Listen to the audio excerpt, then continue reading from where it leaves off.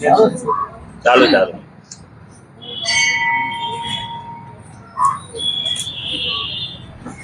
આપણે પેલા સત્સંગી પ્રેમજીભાઈ હમણાં નથી આવતા? પ્રેમજી હા, દરજી નહીં, હવે પ્રેમજીભાઈ આપણે કામમાં હમણાં નથી દેખાતા, બીમાર છે ને તો કઈ હા કે બહાર ગયા કે બીમાર પડી ગયા, ફોન હોય તો સમાચાર પૂછાવી લેજો. હા, એ આપણે આવીએ એની પહેલા આવીને અહીંયા પાછા રોતા છે ગામડે ગયા. હા તો વાંધો.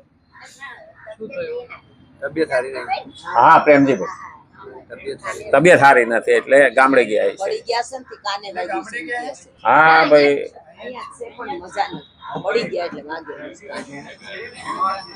હા, એ યાદી આપી દેજો. હા કઈ હા, બધા સત્સંગીઓ યાદ કરે છે. અને બીમારીમાં હિંમત ન હારવાની હોય. જે થવાનું છે એ તો થયા વિના રહેવાનું નથી. મોજમાં રહેવું. હા, અલખ ધણીની ખોજમાં રહેવું.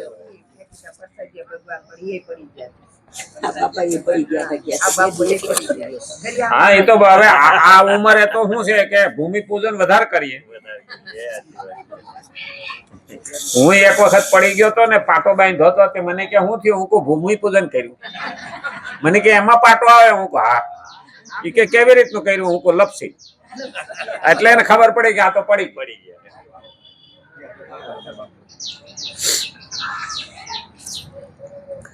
હવે આપણે જે નાનપણમાં હાલતા શીખ્યા ને ત્યારે ક્યારે ગોથું મારી જાય ને એનું નક્કી નહોતું. હવે એવી જ ઉંમર પાછી આવી ગઈ છે. એટલે ઉંમર ભલે શરીર મોટું થાય, આપણે કઈ જીવ 10 વર્ષનો થયો ને 15 વર્ષનો થયો ને 20 વર્ષ, જીવ તો એવડો ને એવડો છે. પણ આ શરીર છે એ થોડું વધતું જાય, પછી ઘટતું જાય, પછી તાકાત ઘટે, પછી યાદ શક્તિ ઘટે, પછી નજર ઘટે, અને પછી અવાજ ઘટે. ઘટત ઘટત બધું ઘટી. આમ તો આપણા સાહિત્યમાં તો એવું જ કહે છે કે ધર્મ વધે પછી ધન વધે, અને ધન વધે પછી મન વધે, મન વધે પછી માન વધે. એમ વધત વધત વધત બધું વધી જાય. પણ ધર્મ ઘટે, ધન ઘટે, અને ધન ઘટે પછી મન ઘટે, પછી માન ઘટે. એમ ઘટત ઘટત બધું ઘટી. એટલે શાસ્ત્ર તો આપણને અને સાહિત્ય પણ આપણને એ રસ્તે લઈ જાય છે કે બેટા તારે શું કરવું. એટલે શ્રીમદ ભગવદ્ ગીતા 3જો અધ્યાય 28મો શ્લોક આપણે જોઈએ છીએ. હવે એમાં ગઈકાલે આપણે પૂછ્યા હતા, પરંતુ મનુષ્ય પાસે શરીર રૂપી એન્જિન પણ છે. આ શરીર રૂપી એન્જિન છે, અને એ એન્જિનને સાચવવું પડે. આમાં પિસ્ટન જાય ને તો બદલી નથી હકાતો. બહુ થાય ને તો હવે થોડા જાજો રિપેર થાય. હા, આ હૃદયમાં બાયપાસ સર્જરી થાય. આ તો ઠીક છે, આપણે હર્ષદભાઈને બાયપાસ સર્જરી મોટું ઓપરેશન હતું, છતાં સફળ થઈ ગયા અને અહીં સુધી આવી શક્યા. એ પણ ભગવાનની કૃપા છે. અને પ્રાર્થનામાં એ તાકાત છે કે આપણા દરેકના દિલમાં એવો ભાવ હતો કે જલ્દી બેઠા થઈ જાય. અને ભાઈ હૃદય બગડે ને પછી બધું બગડે. એટલે હૃદયને સાચવવું જોઈએ. અને હકીકતમાં હૃદયમાં જ ભગવાન બેઠેલો છે. પણ આપણે હૃદયનું ધ્યાન રાખતા નથી. આપણે તનનું ધ્યાન નથી રાખતા, ધનનું ધ્યાન રાખીએ. ધન કમાવા તન બગાડશું ને તો પછી તન રિપેર કરવા ધન કાયમ આવશે નહીં. આ તો એવું થાય ખરું? ઓરિજિનલ જે આવ્યું છે ભાઈ એને હાસવો કંપનીનો માલ છે. હા, આપણે નથી ઘણી વખત કહેતા વસ્તુ લઈએ ને તો કંપની જેવો દાગીનો નહીં.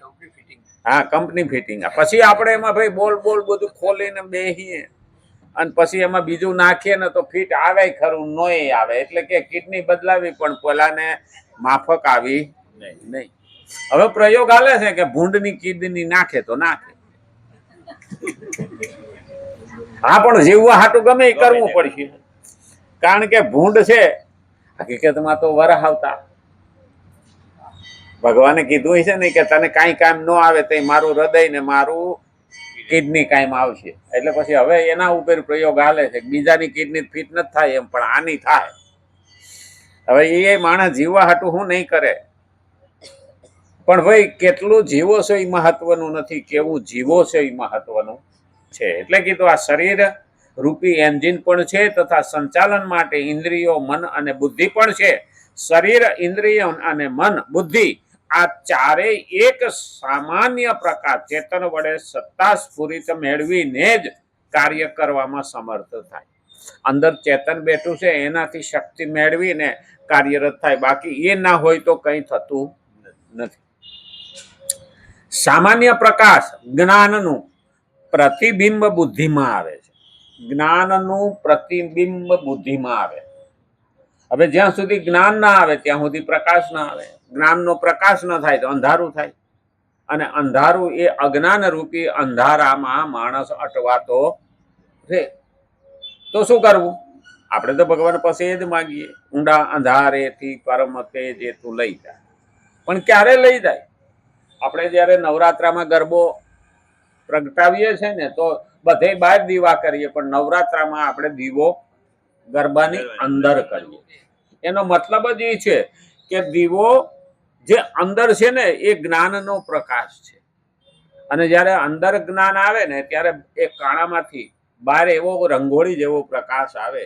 એનો મતલબ એવો કે અંદર જ્ઞાન જાય તો કાનથી પણ સારો શબ્દ સંભળાય, આંખથી પણ સારું જોવાય, અને મોઢાથી પણ સારું બોલાય. એટલે એ ચેતન સ્વરૂપ જ આપણને શક્તિ આપે છે. ચેતન વડે સત્તા સ્ફૂર્તિ મેળવીને જ કાર્ય કરવામાં સમર્થ થાય. સામાન્ય પ્રકાશ જ્ઞાનનું પ્રતિબિંબ બુદ્ધિમાં આવે. બુદ્ધિના જ્ઞાને મન ગ્રહણ કરે છે, અને મનના જ્ઞાનને ઇન્દ્રિયો ગ્રહણ કરે છે. હવે બુદ્ધિમાં જ્ઞાન હોય, બુદ્ધિ ઓર્ડર કરે એટલે મન એ પ્રમાણે હાલે, અને મન છે એ ઇન્દ્રિયોને કહે એટલે ઇન્દ્રિયો એ પ્રમાણે હાલે. આ બધું એકાપછી વારા પરથી વારો છે. એવો ઘણા એવો પ્રશ્ન થાય કે આવું આવું થાય ખરું? થાય કેમ ન થાય? હવે આપણે કરિયાણાની દુકાન જઈએ ને તો પણ આપણે પેલાને કઈ હારામાં હારા ઘઉં બતાવજે, એટલે ઓલા માણસ હોય ને એને કે ભાઈ આ શેઠને ઘઉં બતાવો. એટલે ઓલો એક સાલું ભરીને લઈ આવે, ઘઉં બતાવે તો હવે નહીં, બાજરી બતાવો. એટલે ઓલા ઘઉં મેલી આવે ને બાજરી લઈ આવે. એમાં અહીંયા ભગવાન કોઈક ગોઠવેલો તો હોય છે.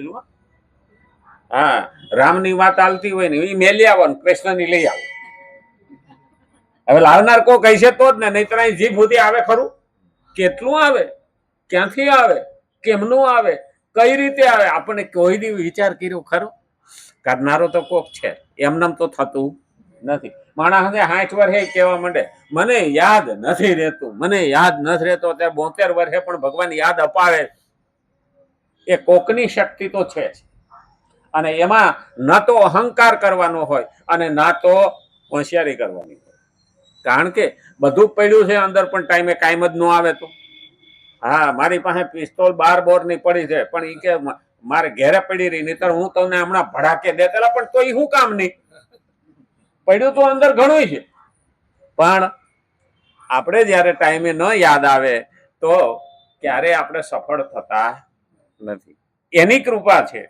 એટલે કીધું છે બુદ્ધિના જ્ઞાનને મન ગ્રહણ કરે, મનના જ્ઞાનને ઇન્દ્રિયો ગ્રહણ કરે, અને પછી શરીર રૂપી એન્જિનનું સંચાલન થાય.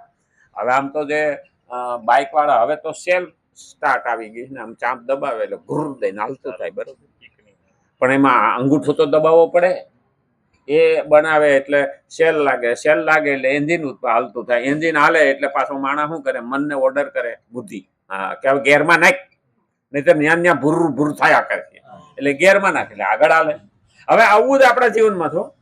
અહીંયા હું કીધું છે શરીર રૂપી એન્જિનનું સંચાલન થાય. ક્યારે થાય?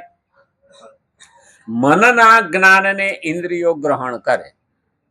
બુદ્ધિએ ઓર્ડર કર્યો એટલે મને એને કહે છે, મનના જ્ઞાનને ઇન્દ્રિયોને કહે છે કે હવે આમ કે આપણે ખરેખર બાઇક આંકતા હોઈએ કે સ્કૂટર આંકતા હોઈએ ને તો આપણે કોઈ દિવસ પગ સામે જોયું કેટલામાં ગેર હાલે છે?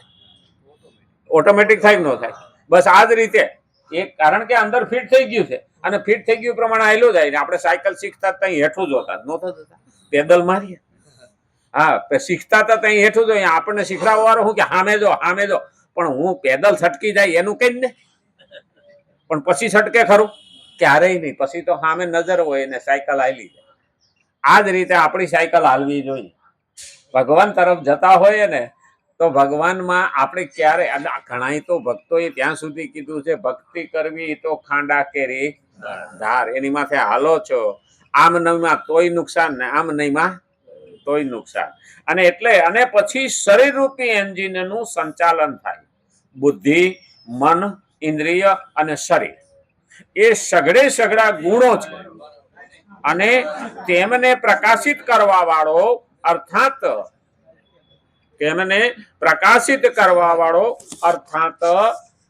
તેમને સત્તા સ્ફૂર્તિ આપવા વાળો પોતે આ ગુણોથી અસંબંધ છે. આ જે ચારે છે મન, બુદ્ધિ, આત્મા, આ ચિત્ત, અહંકાર, આ જે છે આત્માને એ ધક્કો આત્મા મારે છે. તેમને સત્તા સ્ફૂર્તિ આપવા વાળો છે પોતે. કારણ કે એ ના હોય તો આનું કોઈ કામ નથી. ના મન કાયમ આવે, ના બુદ્ધિ કાયમ આવે, ના જીભ કાયમ આવે, ના મગજ કાયમ આવે, ના મોઢું કાયમ આવે, કશું જ ના આવે. તો પોતે આ ગુણોથી સંબંધ અને નિર્લિપ્ત રહે છે. એને આ ગુણો પકડતા નથી. આથી વાસ્તવમાં સઘળા ગુણો જ ગુણોમાં વર્તી રહ્યા છે.